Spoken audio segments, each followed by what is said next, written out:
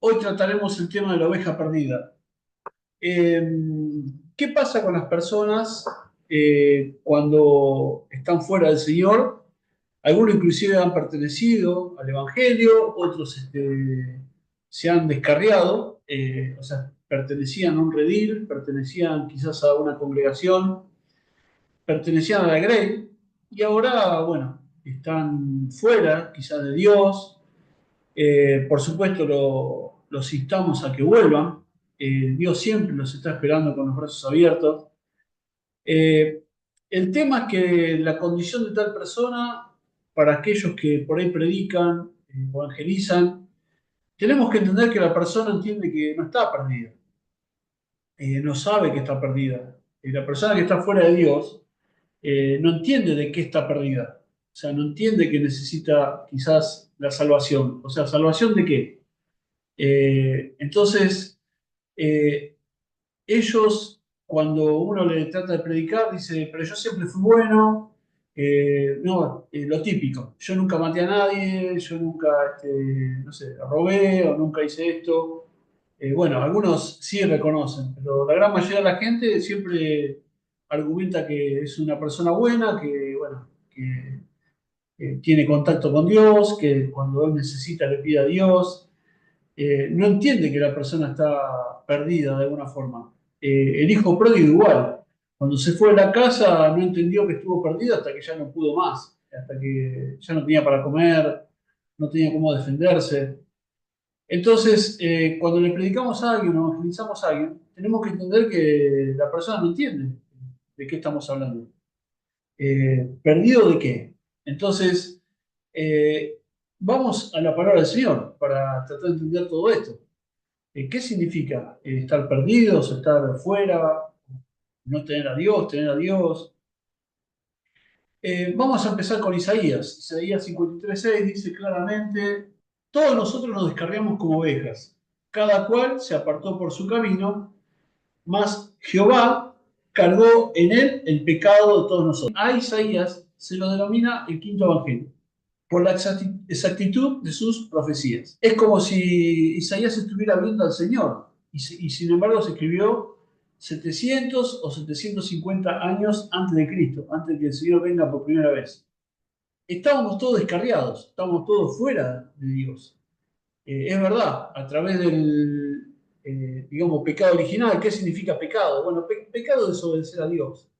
Cuando Dios crea a Adán y Eva, le dijo, de todo árbol del huerto podéis comer, excepto del árbol que está en el medio del huerto. De ese árbol no podéis comer. Bueno, Satanás la tienta, la serpiente antigua tienta a la mujer, vio que era bueno para comer, come y hace pecado. Una vez que pasa esto, nuestro espíritu está conectado con el espíritu de Dios, directamente, ¿no? Eso pasaba con Adán y Eva. Dice que Dios, Jehová, bajaba a la tarde y hablaba con Adán directamente, como si hablara como yo estoy hablando con usted, así directamente.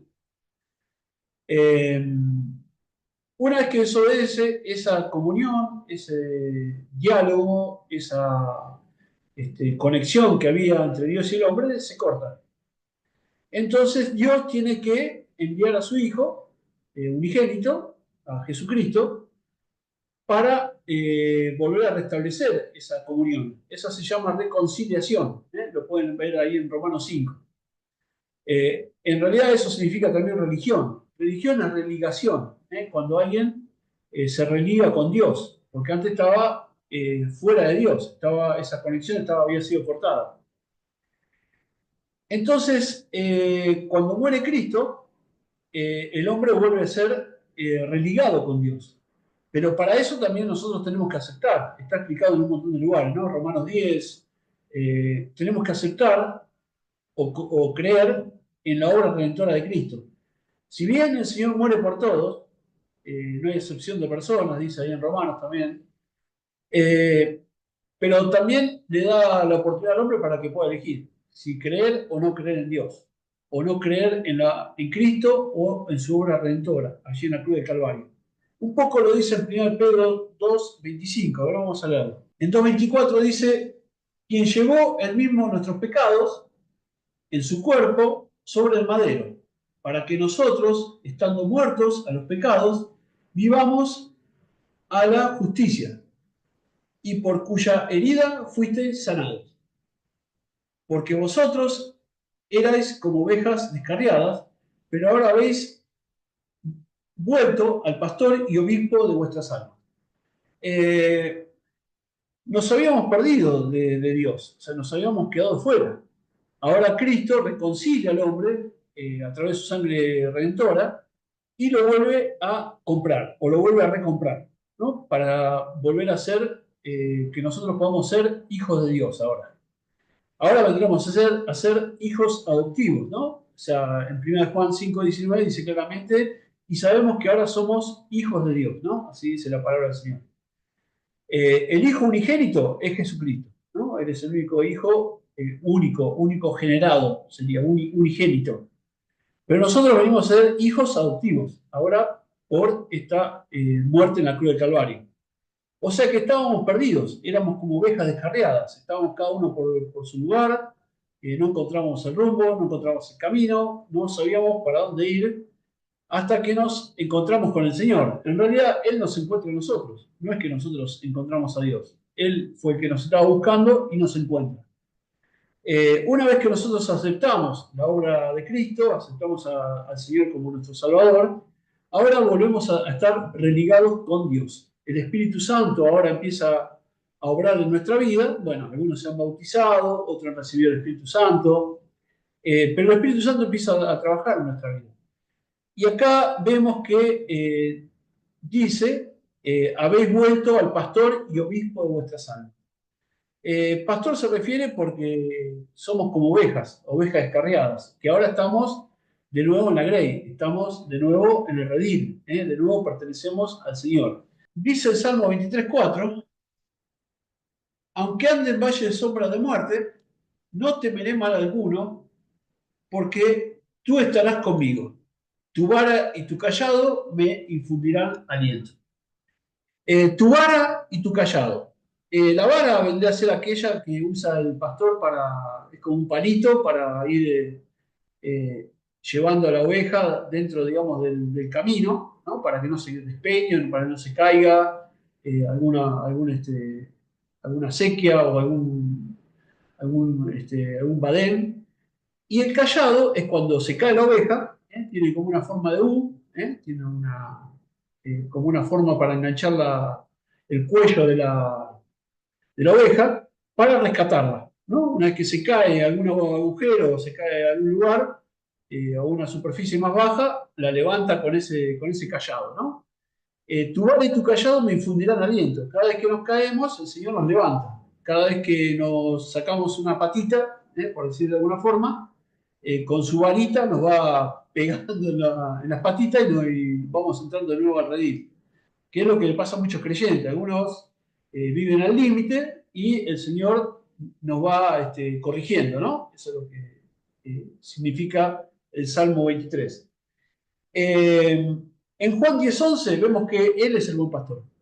Hay gente que tiene muy mala intención, que bueno, nos viene quizás a matar, hurtar y destruir, como dice el 10:10, pero Él no es un pastor asalariado, es un pastor que se mueve por amor, es un pastor que hizo todo por amor por cada uno de nosotros. Así que Él es el buen pastor, eso dice en Juan. Podemos ver también que en Juan 14, en un momento, el Señor ya se está despidiendo un poco de los apóstoles y los apóstoles, que también eran ovejas, se empiezan a sentir con miedo, porque el Señor los iba a dejar. Entonces le dice que no se hagan problemas porque nos iba a dejar el Espíritu Santo para que nos guíe a toda verdad. O sea, el Espíritu Santo nos iba a estar infundiendo, consolando el aliento que necesitamos en nuestro diario vivir, ¿no? Eso es lo que dice el Señor. Dice, me voy por un poco de tiempo, pero volveré a vosotros, pero mientras tanto le dejo el Paracleto, el Consolador, para que lo vaya guiando. O sea, él escuchará todo lo que hablo entre el Padre y yo, él se moverá entre ustedes y él habitará dentro de ustedes, ¿no? Así dice la palabra del Señor. En Efesios 4:30 podemos decir que no debemos contristar al Espíritu Santo, no lo debemos entristecer con nuestra desobediencia, con haciendo pecado, ¿no? Que es desobediencia a Dios, sino estar siempre contentos con el Señor, siempre estar alegres, ¿no? Hablar salmos, hablar cánticos, estar siempre gozosos en el Señor. Y no contristar al Espíritu Santo, porque el Espíritu Santo se pone triste, eso es lo que significa. Dice en 1 Tesalonicenses 5:19, dice, y no apaguéis el espíritu. O sea, dentro de nuestro tenemos que mantener ese espíritu siempre fervoroso, siempre encendido. Siempre la llama debe estar encendida dentro de nuestra vida. El Espíritu Santo debe estar activo en nuestra vida. ¿Está bien? Si seguimos leyendo, dice, en Efesios 1:13 dice que fuimos sellados con el Espíritu Santo. El Espíritu Santo nos pone un sello. Y usted dice, ¿para qué? Bueno, para que tanto los demonios, las potestades, como dice ahí en 1 Corintios 2:14, que eh, el acta que nos era contraria lo clavó ahí en la cruz, para que todos, las potestades, los demonios, gobernadores de las tinieblas, sepan que nosotros somos hijos de Dios. Bueno, este Espíritu Santo nos puso un sello, tenemos un sello, estamos sellados, para que nadie nos toque. Así que estamos cubiertos por el Señor. ¿Qué le parece? ¿Amén? ¿Qué más dice? En 2 Corintios 1:22 dice que fuimos sellados y tenemos las arras del Espíritu Santo. Usted dice, ¿qué significará esto? Bueno, las arras del Espíritu Santo viene a ser como un pagaré, como una promesa, como un sello de esperanza para la vida eterna. O sea, es como un adelanto que nos da el Señor de todo lo que vamos a vivir juntamente con el Señor por siempre, ¿no? Este es un adelanto, digamos, de espíritu que nos da Dios como garantía de que un día estaremos para siempre con Él, ¿no? He aquí, yo voy a preparar lugar para vosotros, si así no fuera, os lo hubiera dicho, ¿no? En la casa de mi padre muchas moradas hay, pero he aquí que yo voy a preparar lugar para todos vosotros, ¿no? Era para nosotros. Entonces es una garantía que nos da a través del Espíritu Santo. ¿Qué más? Podemos ver en 1 Pedro 1:16, Hebreos 12:14 al 17, habla de la santidad que debemos tener delante del Señor. Por supuesto, esto se refiere a tratar de no pecar más o no pecar más, no desobedecer las cosas de Dios. Aunque a veces parezcan nimiedades, parezcan muy chiquitas, por ejemplo el chisme, por ejemplo el hablar mal de otro, no sé, el tener quizás ansiedad en nuestra vida, bueno, tantas cuestiones que también son pecados, ¿no? O sea, hacer todo eso, Dios de alguna forma nos aconseja que no lo hagamos. ¿Qué más? En 1 Corintios 6:18 al 20 dice que somos templo del Espíritu Santo. No olvidéis que sois templo del Espíritu Santo. O sea que el Señor, a través de su Espíritu, habita adentro nuestro. En 1 Corintios 6:15 al 17 dice que dañamos al Espíritu Santo. A ver, huid de la fornicación, cualquier otro pecado que el hombre cometa está fuera del cuerpo, mas el que fornica contra su propio cuerpo peca.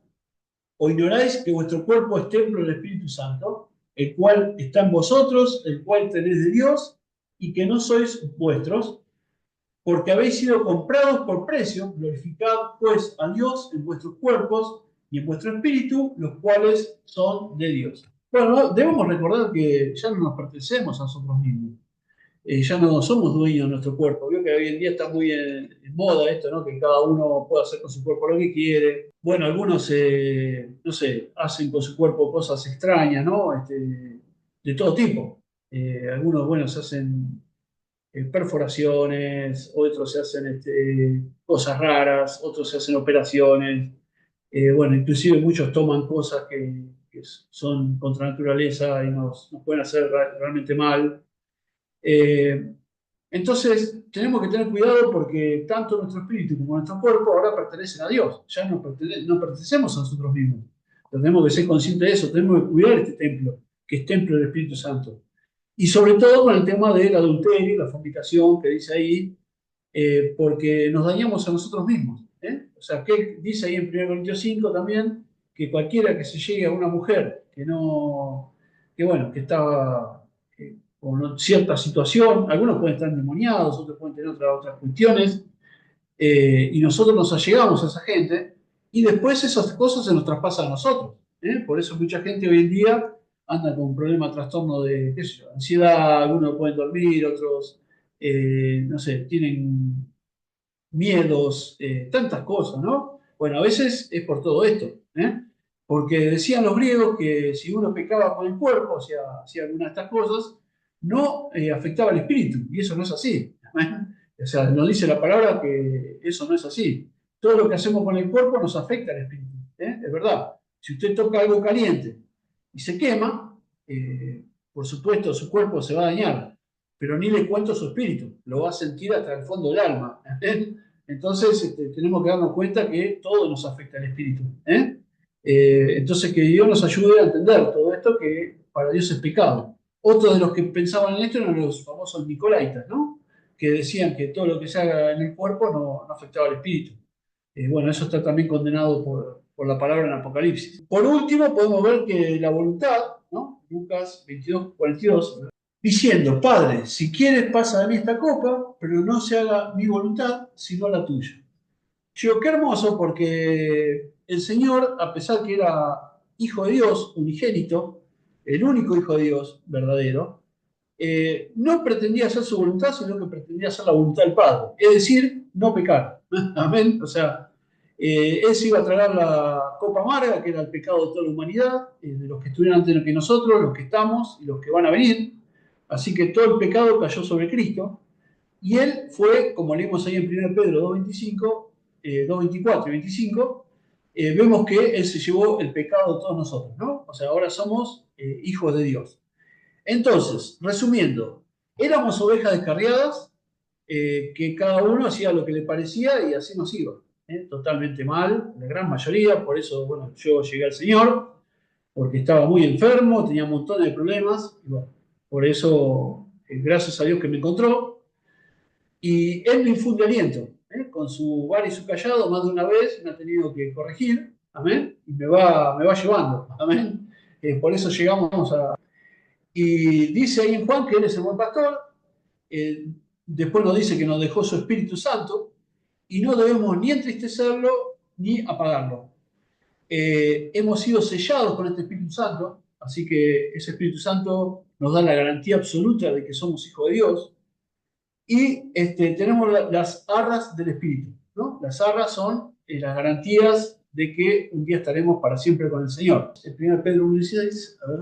Porque escrito está, sed santos porque yo soy santo, ¿no? Y Hebreos 12:14 dice, seguid la paz con todos y la santidad, sin la cual nadie verá al Señor. Mirad bien, no sea que alguno deje de alcanzar la gracia de Dios, que brotando alguna raíz de amargura os estorbe y por ella muchos sean contaminados. No sea que haya algún fornicario o profano como Esaú, que por una sola comida vendió su primogenitura, porque ya sabéis que aún después, deseando heredar la bendición, fue desechado y no hubo oportunidad para el arrepentimiento, aunque la procuró con lágrimas.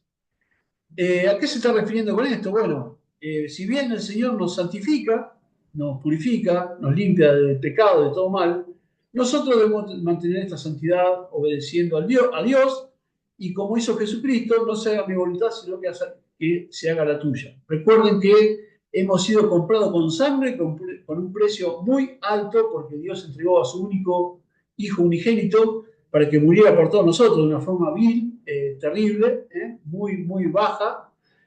Ha sido crucificado como el peor reo, ¿eh? Y Él nos quitó el pecado de nuestra vida. Así que hemos sido comprados con esa sangre, así que no la despreciemos. Congréguese, ore al Señor, lea la palabra y manténgase bien cerquita del Señor. Sabemos que el Señor nos infunde aliento, pero Él, recuerden que es el obispo y pastor de nuestras almas. Que Dios le bendiga grandemente.